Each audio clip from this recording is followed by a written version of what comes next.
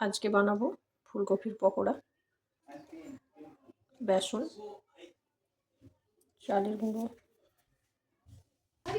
কালো জিরে, নুন, হলুদ, লঙ্কার গুঁড়ো, চিনি, বেকিং সোডা,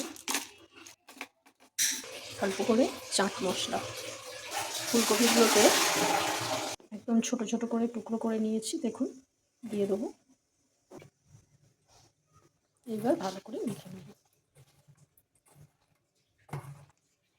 খুব সামান্য এতে জল দেবেন, একটু টাইট টাইট করে মাখতে হবে। আর একটু জল দেবো, আর একটু পরিমাণ মতো লেবুর রস দিয়ে দেবেন। দেখুন মাখানোটা এইভাবে হবে।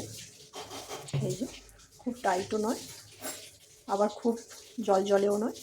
কড়ার মধ্যে তেল দিয়ে দিয়েছি, তেলটা গরমও হয়ে গেছে। এবার একে একে ছেড়ে দেবো।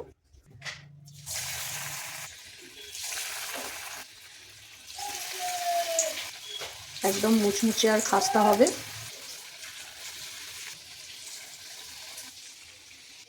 উল্টে নিয়েছি, এই দেখুন একদম মুচমুচে আওয়াজ হচ্ছে। আর এই রকম করে আপনারা পাতিলেবু দিয়ে ফুলকপির পকোড়া করবেন, দারুণ দুর্দান্ত খেতে হবে। নিরামিষ পকোড়া দুর্দান্ত স্বাদের হবে। বন্ধুরা, আমার রান্না যদি আপনাদের ভালো লাগে অবশ্যই লাইক কমেন্ট শেয়ার করে দেবেন। আর বন্ধুরা, সাবস্ক্রাইব করতে ভুলবেন না কিন্তু।